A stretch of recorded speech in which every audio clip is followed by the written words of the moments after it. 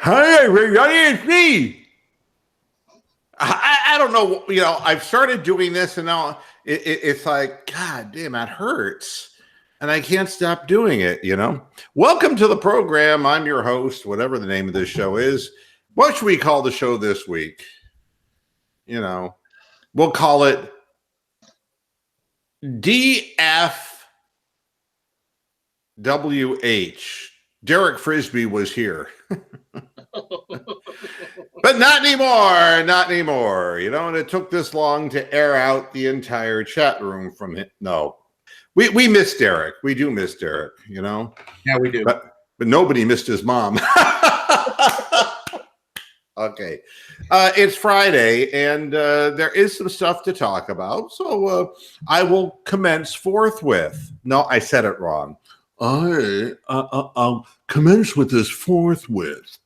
I'll become Thurston Howell III. Lovey is taking a bath right now.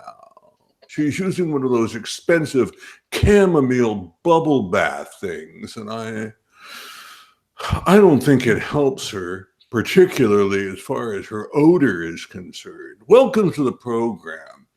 I'm the feckless one, Thurston Howell III. Wouldn't it be horrible? That would be worse than Bronk hosting the show. Could you see Bronk and Thurston going at it? We could, man. I swear, I don't want to talk about soccer. I don't. Well, I want to talk about the NBA playoffs. Well, and that's right where we're going to start. It's with NBA, not the playoffs. The jack-offs. Yeah. Jack-offs. NBA, nothing but assholes. Yeah, here's the deal. Yeah, it's true. Here's the deal. You ever, like when you watched Johnny Manziel, you realized you were watching a train wreck, right? You knew that it wasn't going to end up good, right? Headline. Around the world and up your block. Mohead Radio, breaking moves. Sources, Lakers proceeding toward Lou offer. We have more details on that. They have offered Lou $6 million to please leave Los Angeles. I mean, you want to hear a ridiculous article on ESPN? This was Ramona Shelburne and Adrian Wojnarowski. We just call him the Woj guy.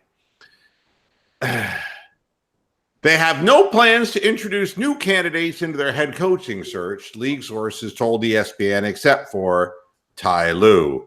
Wow. Lue has been, get this, Lue has been a favorite throughout because of his knowledge of X's and O's. It's like, You say that about someone who knows how to play tic-tac-toe, for God's sake. What the hell?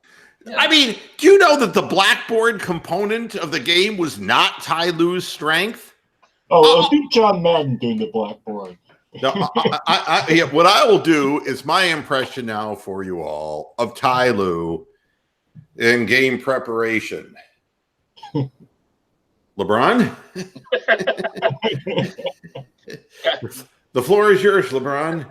Or here's another impression of him during timeouts. You ready for this? You ready? Go for it. All right.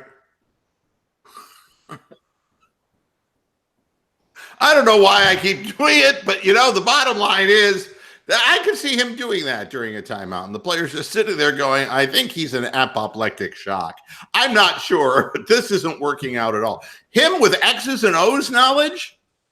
The back up a minute. Why, if he was ill coaching LeBron in Cleveland, will he be like iller coaching LeBron in LA because there's more pressure and more spotlight? I have a better analysis than even that, Bronk, which is my God. Yeah, I know, but yours is your analysis is always better than my analysis. Yeah, well, your analysis. My urinalysis is cloudy. At any rate, no, your analysis is good, but the thing that is amazing to me is that the Lakers' job took all of the fun out of Magic Johnson's life. And, I mean, my God, if you're Ty Lue, you're like, yeah. It's like we finally found out what takes a smile off Magic Johnson's face. Besides finding out he had HIV, it's landing as general manager and having to deal with Jeannie throw you under the bus. All right, who's the worst owner? The short midget we have, or Jeannie Buss? Or is it a toss-up? I would like to see a porn movie with both of them. Just, you know, and you could put Dee Haslam in there kind of as a little side action, you know. She'd be holding the camera. Yeah, I'd like that. I'd like that. Can you imagine what Ty Lue, is going to go through if he thought he was under a microscope and that, you know, I'll do my impression now of Ty Lue at his home at 2:00 in the morning. Hello? Hello? Why are you calling me Mr. Gilbert? No, I didn't say you called me Mr. Gilbert. You called me, Mr. Gilbert. Why at 2:00 in the morning? Would you please leave me alone? Please, you're making me sick. He thought the pressure from Dan Gilbert's nighttime drunken phone calls. This is, meanwhile, what was on the other end of the line when he was like, why don't you leave me alone? The guy on the other line was going, Jägermeister, yeah! Wow. Yeah. 2:00 would be last call. Last call, yeah. No, there's never a last call. Not if you own the casino.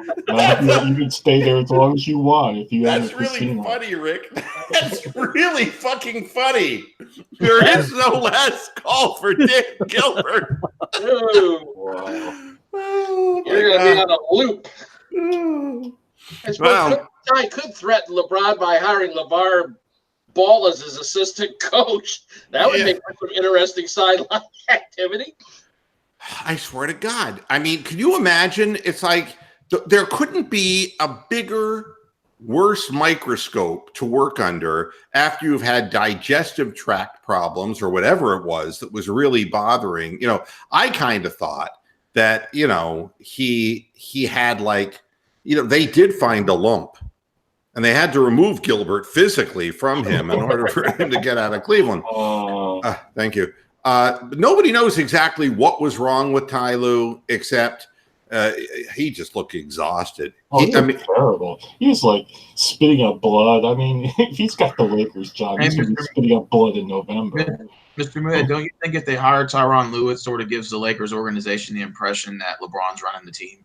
Why? It's not the impression. That was obvious in August. Yeah.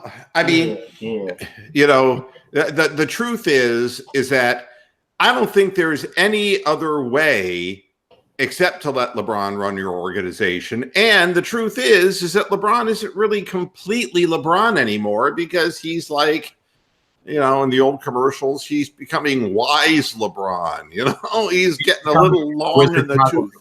He's becoming the Wizards' Michael Jordan. Yeah, it's not that far down yet, but it's on its way and coming soon to a suburb near you, Los Angeles. But can you imagine the pressure? Just saying that LeBron is on the roster still conjures the memories when he could single-handedly bring a team into the finals. It's just not the case anymore. And you got to give credit to the whole organization, not just to Jeannie Buss. You got to give credit to Rajon Rondo. Only he could help bring a situation down to the level that it came to. You look at all these players that they have. You know, give credit to Ball. You know, he never learned how to shoot. Give credit to all the people who made the Lakers what they were this past year, because not one of them wanted to play a lick of defense. And, you know, what's really interesting, it took the smile off Magic Johnson's face so that he was unhappy, and it took the desire away from LeBron James. I don't know. You're like Ty Lue walking down this long, dark tunnel. It's like, why are you doing this?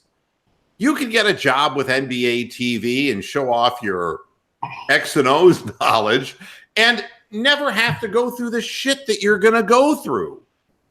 Maybe they promised him a cameo in Space Jam 2. I don't know. What were you going to say, Bronk?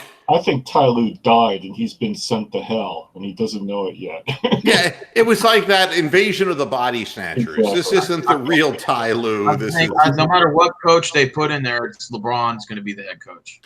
And the problem is that, you know, the LeBron, let's find ourselves some veterans strategy just doesn't work in today's NBA because the game is not a game that you can up and down with old players. I mean, it's all behind the arc. Look at the playoff games that we're seeing. I mean, it's really whack. It doesn't matter how far ahead or how far behind you are. It's like run up the floor and throw up a three, you know. You have an easy layup? No, don't finish at the rack. Throw the ball behind the arc and let a guy check one up from the cheap seats. Mr. Moohead, there's players literally passing up an open layup to get the three, and I've seen teams miss it, and they just gave up 2 points trying to get an extra one. It's ridiculous. Yeah. It is an unusual thing. The game has changed, but meanwhile, the Suns have hired Monty Williams as their coach. It's like, make you feel good, Brian? Well, I was kind of hoping for Monty Hall, but well, go for door number 3. No, they couldn't make a deal. Thank you very much. I won't be here very much longer if I keep this shit up. And it was kind of the same situation with Howie Mandel. There was no deal. Deal or no deal. Yeah, well, Monty Williams has agreed to become the next Phoenix Suns coach. Wow. He's 47 years old. He is the Suns' 7th coach in an 8-season span. Yeah. And he signed for 5 years, I think. The team fired Igor Kucherkakov last month after one season. You know, it says it all. You know, there's a guy who was born with a name that's just going to follow him for the rest of his life. They all say the same thing. Monty brings a wealth of NBA experience, both as a coach and former player, just like all the other guys we fired in the last 8 years. The NBA is not like the NFL. Like the NBA, you only got like 5 guys on the court. If you don't have at least 3 stars, it doesn't matter what. Heck, you could bring Phil Jackson in. It won't make a difference. There's still going to be an 18 win team next year, unless they bring in like 2 extra stars. Yeah, well, it's good for Williams because he's back as a coach, but I don't know who in the hell would want to go to Phoenix. But be that as it may, who wants to come to Cleveland either? If you're keeping track of the Cleveland Cavalier head coach search, yeah, we're down to, what's his name? Jamie Fernandez? Is that his name? I thought he was a left-handed pitcher many years ago, wasn't he? I mean, who are we? Miami. Yeah, I'm going to bring in Jason Kidd. No, they obviously want somebody that Dan Gilbert can push around, and so they're going to find. No, I'm serious. They're going to get a developmental league guy, a G League guy, and no experience, and Dan Gilbert is going to henpeck him until he wants to die. It's a peculiar. In that case, they might as well hire Whoopi Goldberg from The View. Leave Whoopi alone. Whoopi's not well. Condoleezza Rice, y'all consider her. Maybe she can get the Cavs job. She's not well. Do not pick on Whoopi. Whoopi is. I read they're supposed to interview a couple of assistants from the Utah Jazz, and then they're going to ask permission to interview a couple of assistants from the Nuggets, including Wes Unseld Jr. So here's an article on ESPN. The question gnaws at Adam Silver. Terry Rozier feels like he went from the passenger seat to the trunk. Kyrie Irving is searching for balance. Why aren't players happier in the NBA? Now, a question like this, first of all, the question that gnaws at Adam Silver is why he has to leave a tip after dinner. Okay? Fuck Adam Silver. But the bottom, I know you can say it's anti-Semitic, but no, it's not, because I am Jewish. Okay, we've already come to the conclusion that it's okay for a Jew to make anti-Semitic remarks or jokes. But if you're not Jewish, you can't. If any of you are Jewish and laughed at that joke, you're absolute racists and bigots. I just want to tell you that. And I'm here to entertain every single one of you. Why aren't players happier in the NBA? Well, I'll tell you why they're not. For one thing, 82 games up and down a hardwood floor, busting their humps. And that would be one really good reason why they're not very happy, is because their bodies hurt nonstop and they go down like flies during the course of the regular season. Second of all, they find out that there are expectations that come with your name.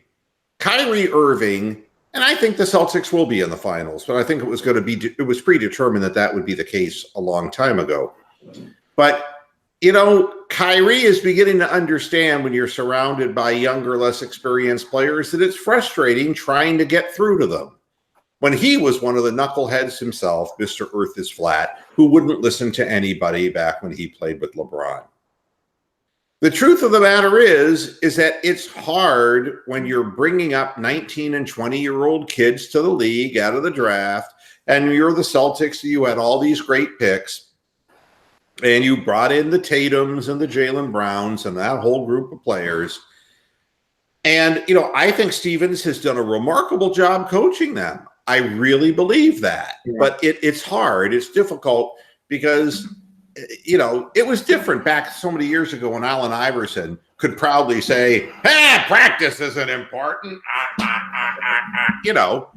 Those days are gone, man. Yeah, I mean, you're going to be interviewed 24/7, and people are going to, and there's expectations of Kyrie Irving. It's like, yeah, but could he win a championship on his own? Could he do what LeBron did? And for LeBron, can LeBron do what Michael Jordan did? And then for Kevin Durant, can he do what LeBron James has done? Yeah, it's a nonstop just grind. And you'll see how good the Celtics are tonight, because they're going to come home and they're going to really rip the flesh off the Milwaukee Bucks. And they did what they had to do. They won one game. Go ahead. I wanted to add something also on the fact that you got all these players going to one or two teams doesn't make it intriguing for other teams to want to try. They just give up. Say again. I'm sorry. Am I breaking up? No. Okay, I was saying when you have 10 players going to one team, or two teams. Well, I mean, I guess the way I see the game now is that there is, when you see a guy like Siakam playing for the Raptors, and he's just as likely to go to the basket as he is to chuck up a three, and he's got the wingspan of a 7'2", 7'3" guy. The whole game, when you're watching even a half-crippled Embiid throwing up threes from behind the arc at the top of the key, it is a different game. Everybody's becoming the same. It's becoming homogenized. If you don't have the ability to take a man off the dribble, and if you don't have the ability to separate, and if you don't have the ability to shoot the three-point shot, the league doesn't want you anymore. No team wants you anymore. So much so that guys like Jordan Clarkson, they can keep jobs in the NBA because they can separate, and they don't shoot very well, but they can get hot and make threes, right? That's what the NBA has become. It is not about shooting percentage. It's about, we don't shoot 47, 48%. We shoot 42%, but we just take more fucking shots. And that's how we make up for it. Yep. And so it's a different metric, if you will. So it's, but we'll see what happens tonight. I'll be watching the Celtics. It's always fun. I wanted to talk about something to get away from the NBA. Please, dear God, make it stop. I want to talk about the Cleveland Browns. It was recommended to me here in the program that I watch that Building the Browns show, and I was watching some of that. And something dawned on me. Did you get to watch it? Yeah. And something dawned on me, and it takes a while for things to dawn on me. How you doing, Derek? It's nice to see you. He didn't. You too. Yeah, he's delayed the whatever happened to that new internet connection you got? You too. Wow, he's delayed. You're Here, like, yeah, you're I'm gonna yeah, get off. yeah. Well, if you're gonna get off, just don't do it on camera, for God's sake. Yeah. It's like, Jesus, don't pull Poor that keyboard must be club so out on the sticky. air, for God's sakes. You know, he's. It'll look like a Krispy Kreme exploded. Oh. No, it wouldn't. Give our 6 viewers a break, for God's sake. It would look more like a fucking dried up cheese curl. I don't know. Yeah. I'm sorry, but you know, something dawned on me here. What dawn do you move? The Cleveland Browns are built on a legacy that hasn't been true for 30 fucking years. All right. Right. And I heard something on that program when what's it, Takataki? I'm going to call him Ticky Tacky if he doesn't work out. If that pick 3rd round doesn't work out, I've already got my name. It's going to be, hey, it's Ticky Tacky.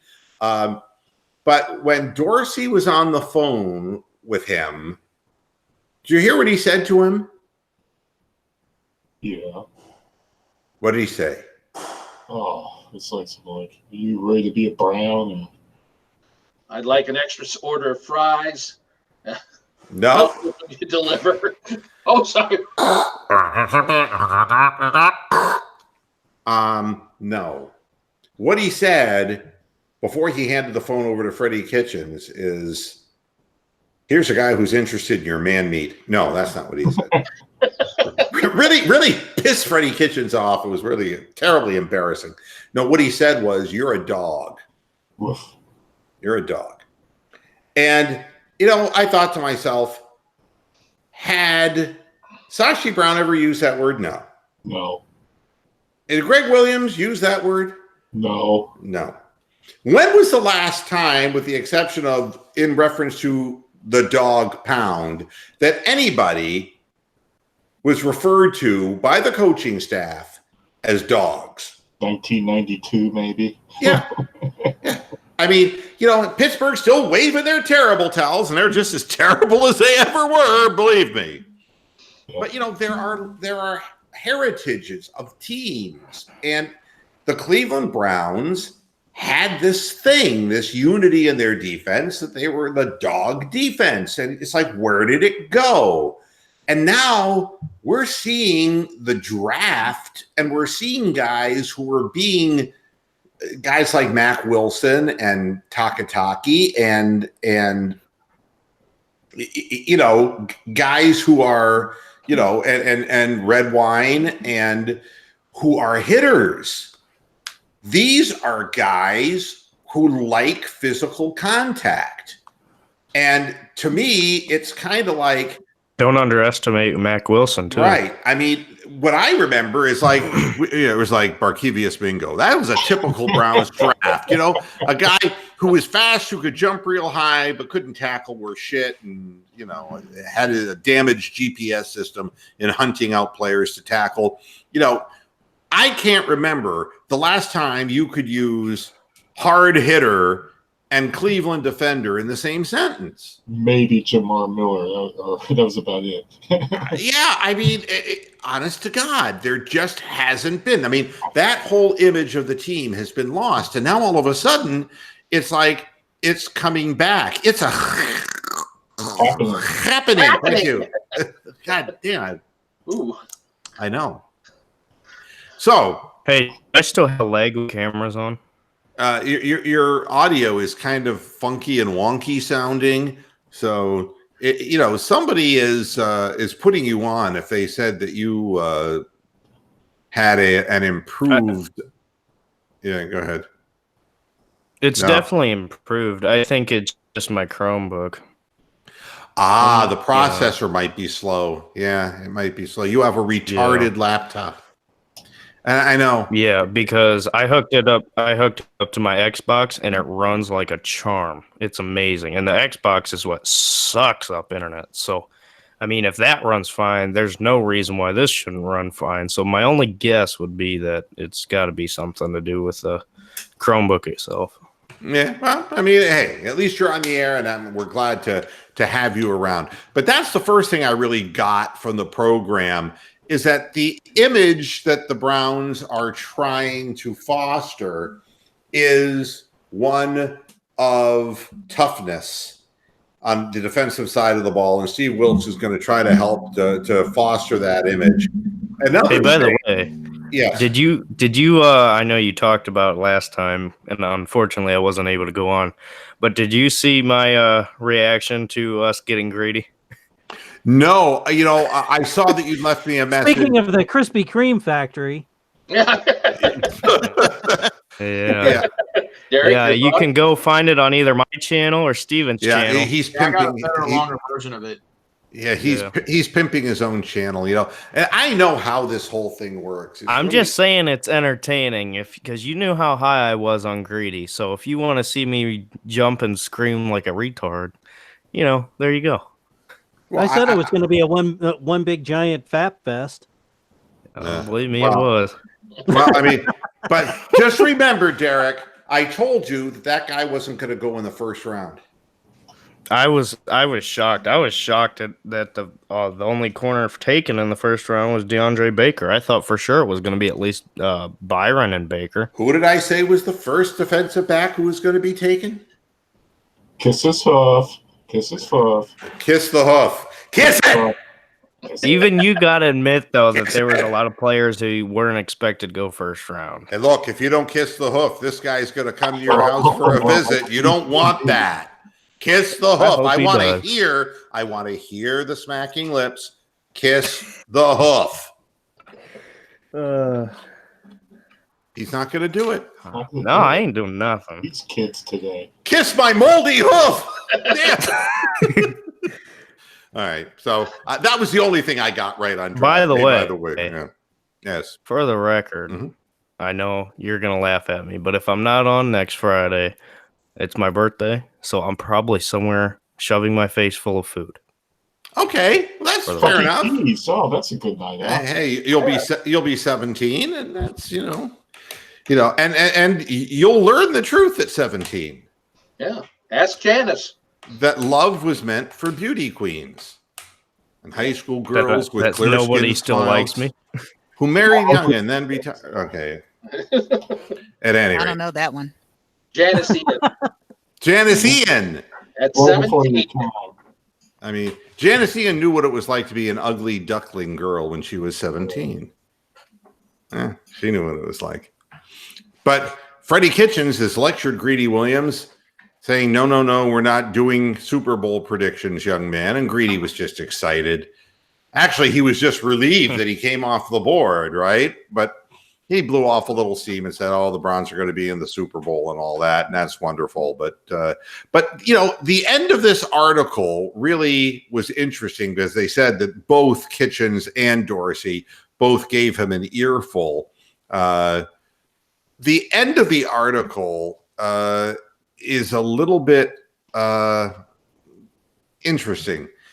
LSU's defensive coordinator, Dave Aranda, had no problem with what Williams said.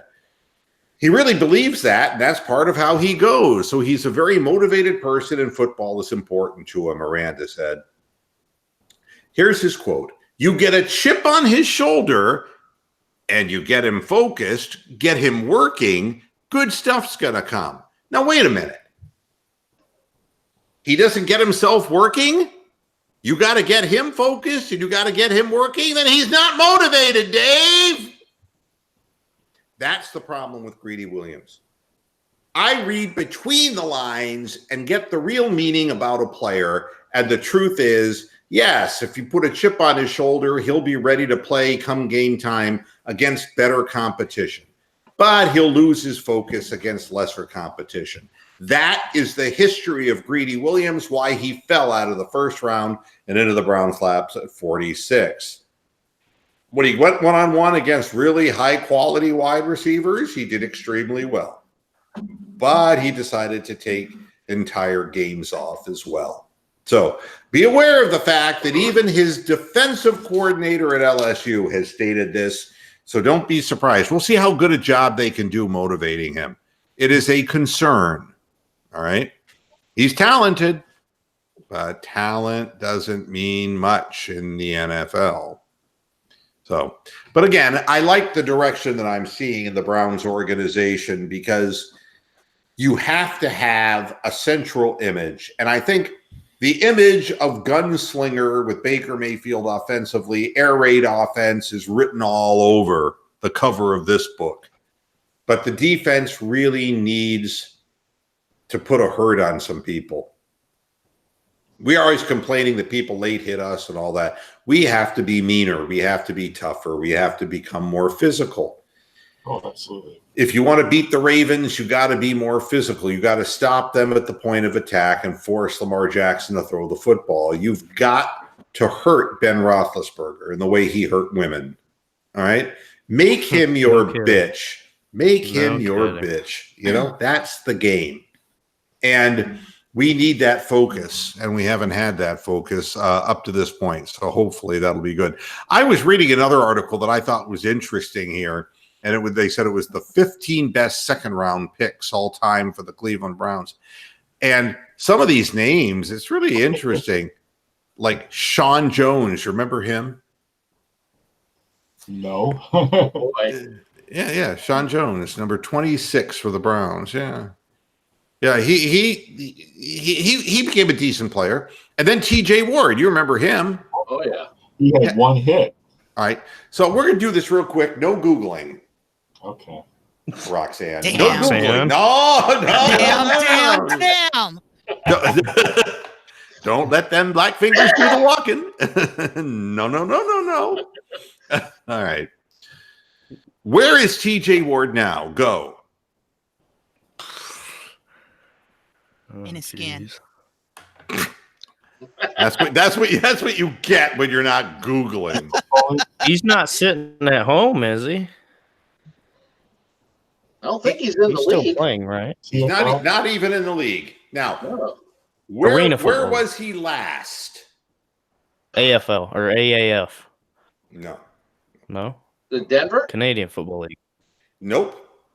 Denver is incorrect. Are you talking about last NFL team? Yep. Yeah. I mean, and nobody heard about it. Wait, what player is this? TJ Ward. TJ Ward. Oh, New England. shit. I always thought that TJ Ward sucked. Okay. The answer is the Tampa Bay Buccaneers in 2017. He was a rookie in 2010. He had played all 16 games, had 123 combined tackles. All right. He had 28 assists and 95 solos. All right. He had 2 interceptions. His second year, he only played 8 games because he got hurt. His third season with the Browns, 2012, his numbers dropped down to about 68 and 50 as far as combined and total and total individual tackles. By 2013, he was back up to 112 and 75. And then, you know something? The second Denver got him, he started sucking worse. You never heard anything good about TJ Ward in his days of Denver, except that they happened to win the Super Bowl the first year he was there. But his individual numbers dropped off the map in his 3 years with Denver, so much so that they'd had enough of him at the end of the 2016 season. By 2017, his numbers in 12 games with Tampa Bay were down to only 43 fucking tackles. All right? Isn't it crazy that somebody who can suck that much can still somehow find a way to get a ring? That's crazy. Well, it's good news for him. But, the fact of the matter is 2010 was not that long ago. And he had a 7-year career is what it really boils down to. And a 7 to 8 year career, and he's done. And I never considered him a good football player. The Browns fans thought he was good because what was surrounding him was so fucking pathetic.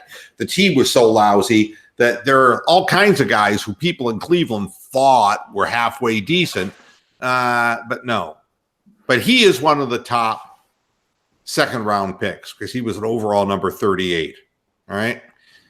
How about Jabal Sheard? Remember him? Jabal Sheard, running back. Michigan? No, Jabal Sheard was a defensive end, a pass rusher. Leroy Horde, I think. Yeah, you're talking about Leroy Horde. Jabal Sheard was a Cleveland Brown. Pittsburgh. Where is Jabal Sheard today?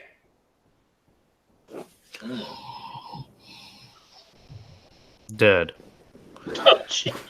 Boy, that's really not nice. I don't know. It is football. Yeah, well, he's well on his way, probably. He's the defensive end for the Indianapolis Colts. All right. And if you look at his career, 2011, the year after, he was the second round pick of the Browns in 2011. And he had 8.5 sacks his rookie year. His second year, he had 7 sacks. Then he went down to 5.5 sacks. And then down to 2. Then he had a resurgence with New England. If you remember, New England picked him up. And he had 8 sacks for New England because he was doing kind of a spot. He was kind of a specialty pass rush guy. But then he dropped back down to 5 and 5.5 sacks. And he signed with Indianapolis, and where he's remained at about 5 sacks a season. In other words, 8-year career and never really amounted to a damn thing. All right? And that's another one of the Browns' great second-round picks. Leroy Horde was another one at pick 45 in 1990. He, of course, is suffering from brain damage, which is a terrible story. The year was 2000. The pick was 32.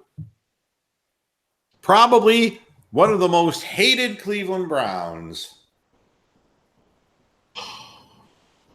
Let's see if I can give little hints. Here's the best hint I'm going to give you. Will always be remembered for a drop pass against the Steelers. Oh, what? Dennis Northcutt? Dennis Northcutt! Thank you. I'm here already. Bravo. Back to pass, Holcomb. Then throwing back from his goal line, he throws wide open. He dropped the ball. The Browns would have won.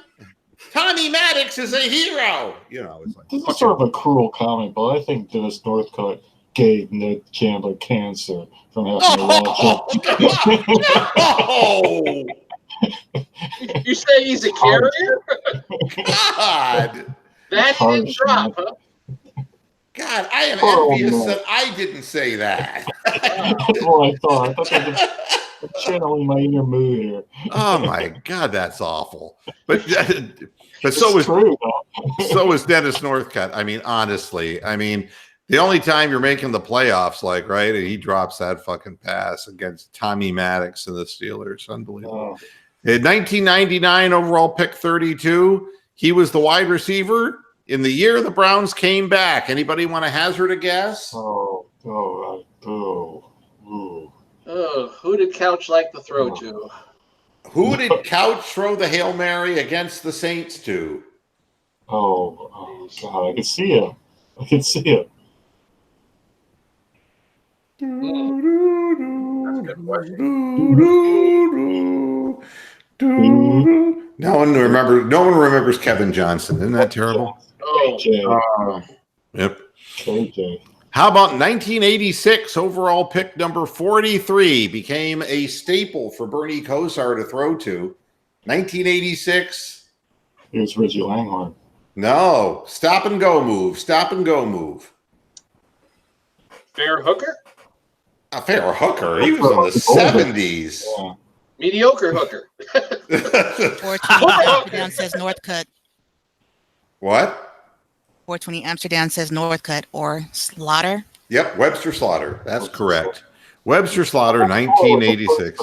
Pick, but obviously I'm wrong. But Yep. Here's another second pick, Mitchell Schwartz, and he's still actually, doing well. Schwartz. Yeah, I won't talk about Milt Plum. Because, back then, in 1957, the Browns stuck in their thumb and pulled out. Forget it. And said, what a good team are we? Thank you.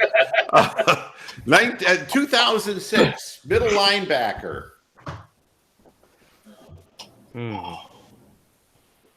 Kind of undersized, but kind of a real feisty guy. Pretty good ball player for the Browns. He went on to the Colts. God, it's amazing how we don't remember these people. Anybody in the chat room? I'm not Googling it, so it's hard, man. This is why Google exists. We have discovered the reason. I know we need to even the playing field here. I think Roxanne should be allowed to Google, and that way she'd be like the fact check person.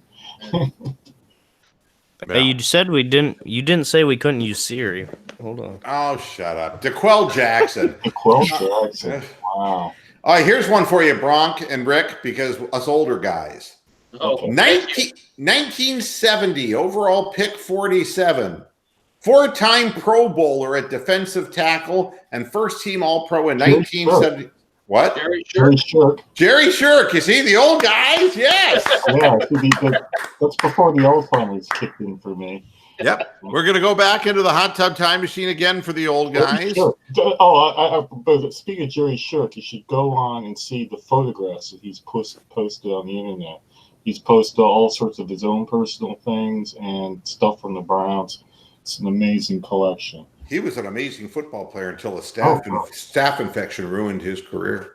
Cleveland Clinic? Yes, probably. Drafted from the Cleveland Browns to the Cleveland Clinic. Yeah, exactly. Yeah. Ain't no joke though. No, he was a great ball player. In the locker room too. Jerry Shirk was just a beast. How about 1973? All right. 1973. He was overall pick number 30. He had 3 1,000-yard rushing seasons in Cleveland. Greg Pruitt. Hey, the 70s ones, I can remember them better than the 2000 ones. Overall pick number 27 in 1965. He was a 3-time Pro Bowler and remained a starter at defensive tackle all the way until 1976. Probably Walter Johnson. Walter Johnson. That is correct. Boy, Bronk's knocking him out of the park. How about that? I feel like I'm watching Jeopardy. Yeah, well, yeah, except the host isn't dying. Okay. Walter Johnson. Okay. Oh, I was trying to geez. catch up to Bronk's irreverence. All right. 1988 is the year, overall pick number 50. Pro Bowl defensive tackle 5 times with the Browns. First team All-Pro twice. 51 and a half career sacks with the Browns. Are second all-time to Clay Matthews. 1988 defensive tackle. 88. By the way, I met Clay Matthews Sr. That guy was what a physical beast he was too. Boy, he played a long time in the league. He's an Iron Man. I'll give you the hint. 1988 overall pick 50. His brother was probably more popular than he was. Brian got it. Brian got it. Michael Dean Perry. Yeah. So I thought that was, and then we'll go all the way back into the hot tub time machine for 1959 overall pick number 23, 13-year Brown season. He was the left tackle for more than a decade. What? Dick Shafrath. There you go, Shafrath, man. He was awesome. Lead that sweep. Oh, yeah, him and Hickerson. That was what was in front of Jim Brown all the time. But, so will any of the players that we get, will Greedy Williams join this pantheon? I sure hope he's better than some of them anyway. Take it to the bank. Well, yeah, let's hope that he's motivated and he actually wants to tackle people. I was watching the Cleveland Browns Facebook page, and apparently last night at minicamp, they had a dinner, and they invited Mr. Jim Brown and Kevin Mack and Ernest Spiner and a couple other guys to talk to the team and have dinner with these rookies to instill some of this Cleveland Browns tradition. Well, I mean, it's better that it's not just Jim Brown, Fucking Brown. That poor guy. When he said 2013, I was like, oh, I know. That was a cringe-worthy moment, He's in his 80s, man. Yeah, you know what it was, though? He is now a mediocre. You see, I'm Jim fucking Brown, but I don't got all my marbles no more. But I still love me throwing some women off the balcony. Yeah. Jim Brown, that was sad. I don't know, what was he thinking at 20? I mean, he couldn't read the card, so maybe his eyesight is going, but what made him say 2013? I'm just glad he said Greedy Williams. That's all I cared about. Yeah, I mean, who knows? What if it wasn't really Greedy Williams they picked? That could have been a real cringeworthy moment. Yeah, it could have been Andy Williams. Steve Harvey 2.0. Yeah, exactly. Now, I wanted to see some footage of Austin Seibert because I want the understanding of, does he have a strong leg or doesn't he? He does. Yeah, and so I did pick up some video of him when he was doing some workouts in the NFL Combine practice, and he was kicking field goals and he was kicking off kickoffs from the 30-yard line and kicking them to the back of the end zone. So I would say that Austin Seibert has a strong leg. It looked to me as if the ball is more elevated than what we were seeing with Greg Joseph and some of the other bozos we've had in the past several years. It's going to be interesting to see how he does, but I was also listening for this explosive sound that the ball makes when his foot hits it, but and I heard what they were referring to, but I can't say that it's any different than anyone else's sound when they kick the ball. But the fact of the matter is that the scheme and the philosophy of offense at Oklahoma precluded him from kicking a lot of long field goals. He was only 1 for 3 from beyond 50. But he is easily capable of kicking the ball that far. So he better be. Well, no, he what he's got to do is he's got to be dead balls accurate from 47 and in. Well, the trouble with kickers too is that they get judged by bad snaps and bad holders and bad offensive line play too. So the kicks they miss isn't always their fault. So that's the other thing you got to bear in mind. He's just got to be better than that one idiot we had to start the season. Zane Gonzalez. Yeah, well, yeah, Zane's still in the league, and he was kicking hurt for the Browns. I don't know that we're ever going to find out what in the hell happened that a guy ends up kicking with a groin injury. Jackson ruined him, didn't he? His fault. What a peculiar story, to say the least. We'll see. If it's like, what's that guy's name? Arujo, is that the guy's name who kicked for Tampa Bay? We'll see if he's just another big name. The guy was the Florida State kicker. Is he going to be a college hero who never translates into the pros, or is he going to, go on? And Zane Gonzalez, I think, was a capable kicker. I just have no idea how that turned out that way. Very peculiar situation. I think he was just afraid. He didn't want to get drafted to his new team and then all of a sudden go, oh, well, I know you drafted me to be your kicker, but we got a problem. I think he thought, well, I'll just push through it, get better, and everything will be fine. No. Never was. Well, you got to tell people if you're hurt like that, because he didn't look anything like the top at the time, the most productive field goal kicker in college football history, and in the FBS history. You know what's bothering me about these NBA playoffs is the cheap shots that we're seeing here. Yeah. It's really disappointing. Simmons elbowing Lowry in the groin. Oh. The leg whip that was done by Siakam to Embiid, knowing that he has leg injury. I mean, to me, somebody leg whips somebody like that, you throw them out not just for one game, you throw them out for 2 or 3. You fuck your team if you do something like that. Elbowing Lowry in the groin is really just totally uncalled for. And, and Lowry sucks. Let's be honest. I mean, Lowry sucks. Lowry is just poison in the playoffs. Has been, continues to be. And you've got, you've got a few guys on the Raptors who are trying to live up to being in the playoffs. And, then you've got Lowry and you've got Gasol, who look like they're deer in the headlights, honest to God. Maybe I cursed him. Yeah, well, I mean, I think When I was a kid. Siakam's playing really well, and it's You know what's crazy, Mr. Moohead? Rodney Hood's playing better than Kyle Lowry. yeah, that's scary, all right. I mean, but it doesn't surprise me with Lowry. But why you would elbow a guy, and it was so obvious that he picked the back of his elbow up right between his legs and did that to him. To me, you have a zero tolerance for this, and the referees are not in control over what's going on. What calls they're making are uneven. They're, it shouldn't matter what time is left on the clock in the game to determine what's a foul. You determine if something's chippy in the previous game. I don't care if you put teams on the free throw line, 40 times each. You got to stop that. But this has gone way out of control.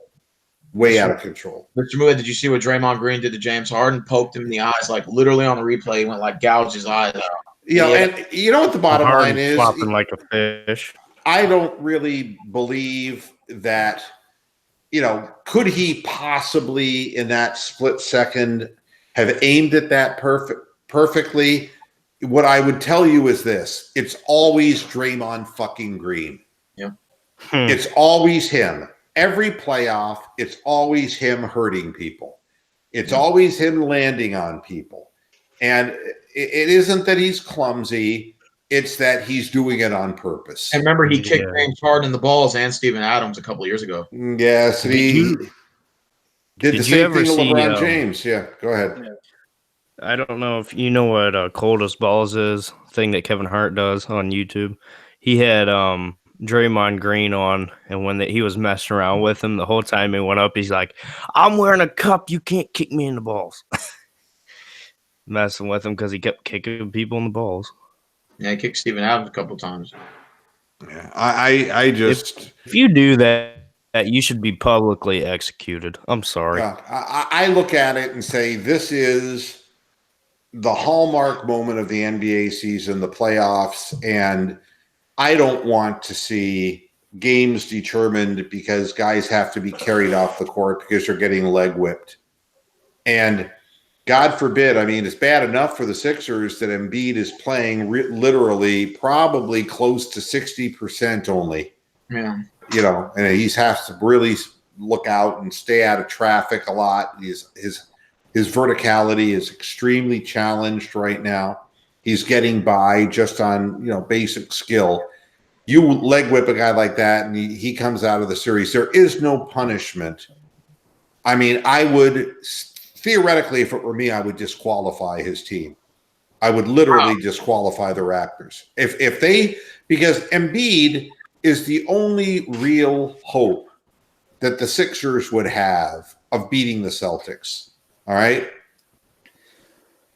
If that's what it came down to, without that player, they're not going any further. Yes. And if you just decide you're going to take that player out, I say you forfeit. And I think that's what Adam Silver, instead of being worried about why players aren't happy, I think that, you take over, you take charge of your game, and you prevent that kind of shit from happening. And, I used to get so frustrated. It was like, what Kelly Olynyk did to Kevin Love. And yes, it was intentional. And yes, they kept doing it against the Cavaliers. And yes, Stevens was telling him to do it. And it was over and over and over again. And it was obvious that they were trying to hurt Cleveland players. And I thought that team should have been disqualified because they weren't trying to win. They were trying to win by hurting somebody. And there's a big difference. Hey, Mr. Moohead, I know you didn't mention it much, but who do you got winning at Denver at Portland tonight for Game 3, series tied at 1? Boy, you know something? I think Portland is just having a strong season. And I think Denver is an explosive team, but I don't think they can put 4 games out of 7 together where they shoot a high enough percentage with that roll the dice from behind the arc thing. And I think that between Damian Lillard and CJ McCollum, there is more steadiness on the Trailblazers than there is in the Nuggets. I think it's a very entertaining offensive series. Yeah. But I tend to believe that Denver will eventually lose because of dry spells, because they're prolific as far as scoring points in bunches, but they can also hit droughts. And all it takes is, on the road, it's death. And what about Bucks at Celtics tonight? Who do you got for that one? Celtics will beat the Bucks. And, I think the Bucks had a big game in game 2, but you shouldn't see that much of a differential between game 1 of a home, 2-game series and first 2 games. You shouldn't see the disparity amongst game 1 and game 2. The Bucks are another team, and you can say they're playing without Brogdon or whatever you want to say, but they're not a team. You're not.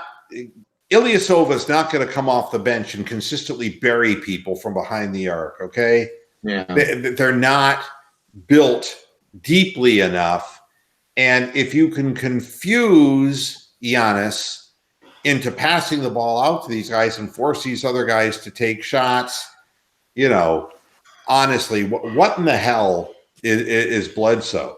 Yeah. What is he? I mean, I'm looking at players who can consistently put out, and what I'll say about Boston is they played a lousy game too, but Boston's defense in the TGI Garden is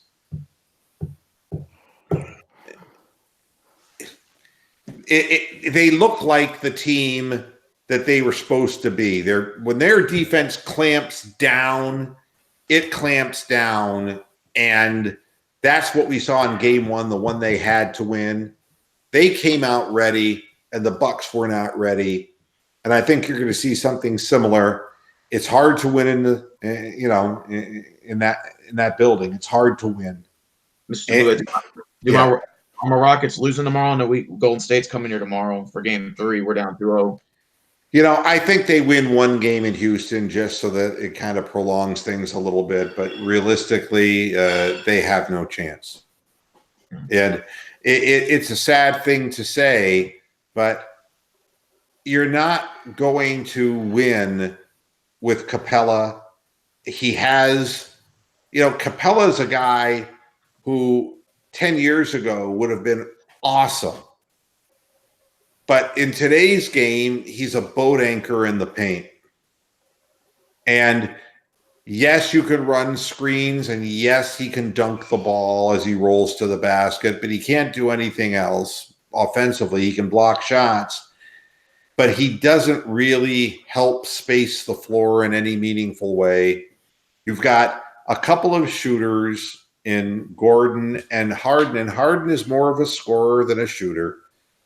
He's bound to have one big game here, but he'll disappear when it matters the most. They just don't have enough well-rounded depth to compete with the Warriors, and the Warriors know when to turn it on to this time of the year.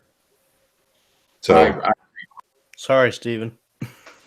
Yeah, no, I mean there's nobody in the West who on paper is anywhere near as good as the Warriors. So, I mean, it's going to be the Warriors and the Celtics. And we call these things every year. It's so predictable.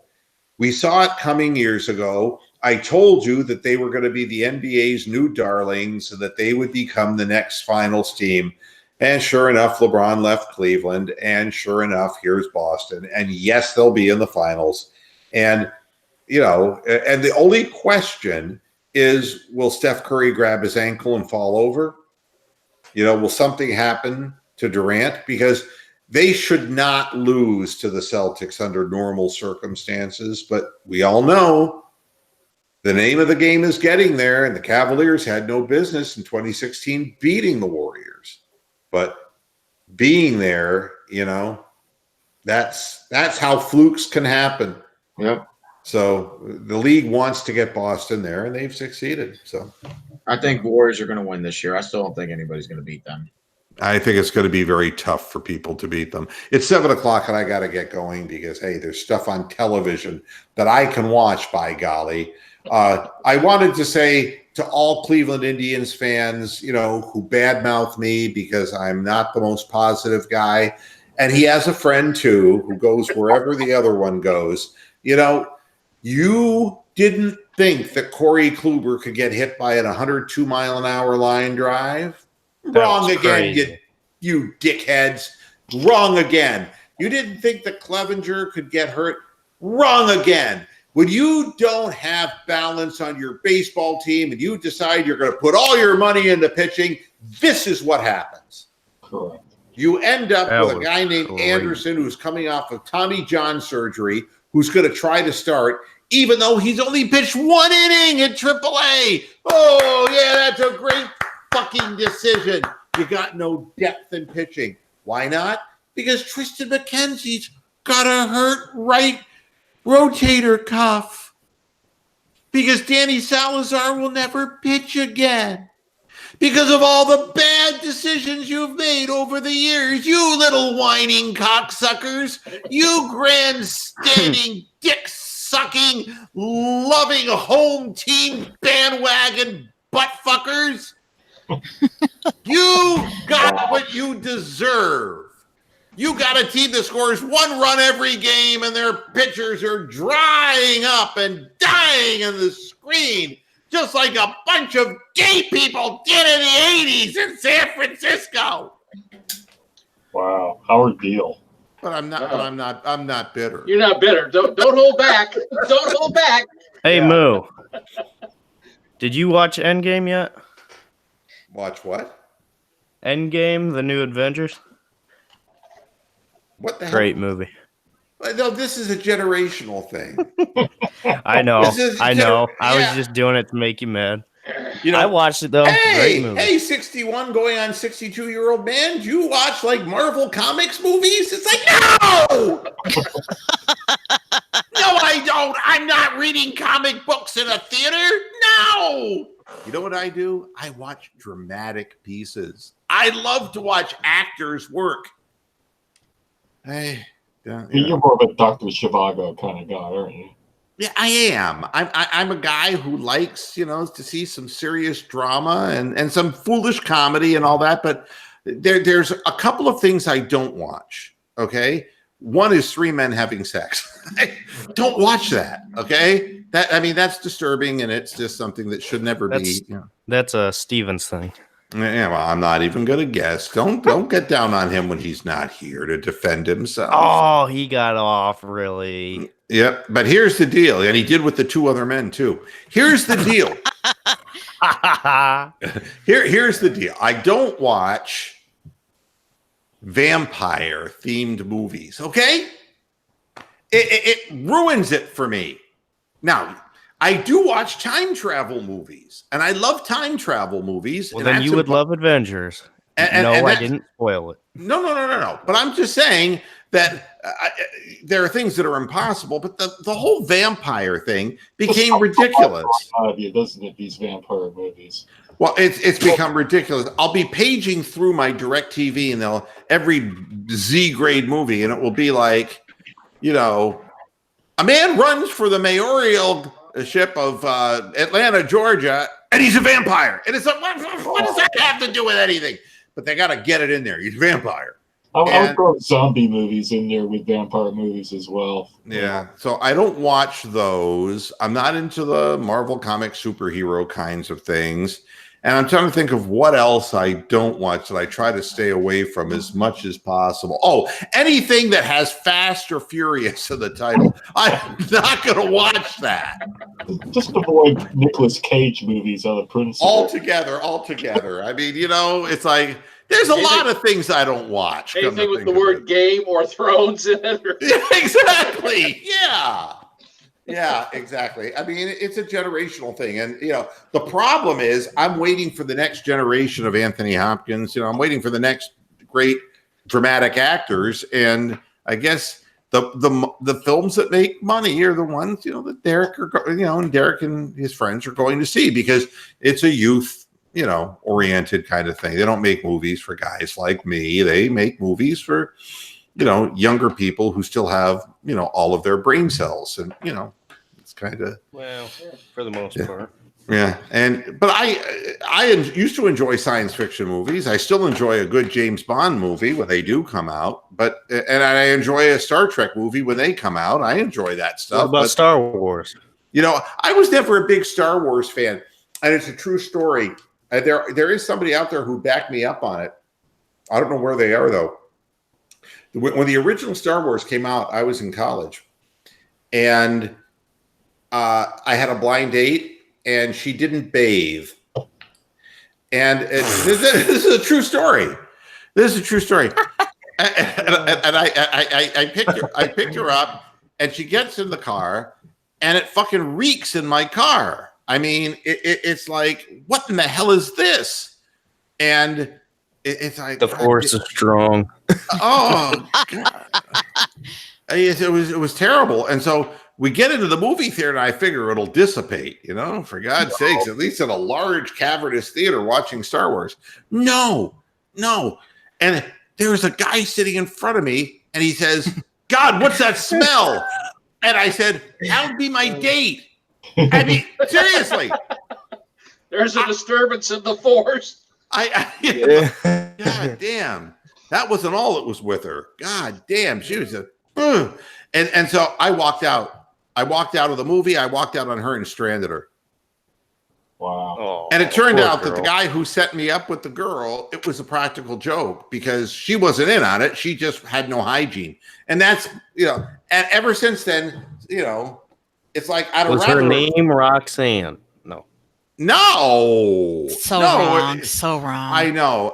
You know, the truth is, I would really have rather have blown a Wookiee than ever go to see another goddamn, you know, it's like you can't possibly enjoy a movie with that stench sitting around you. I suppose you didn't buy any popcorn for this movie, did you?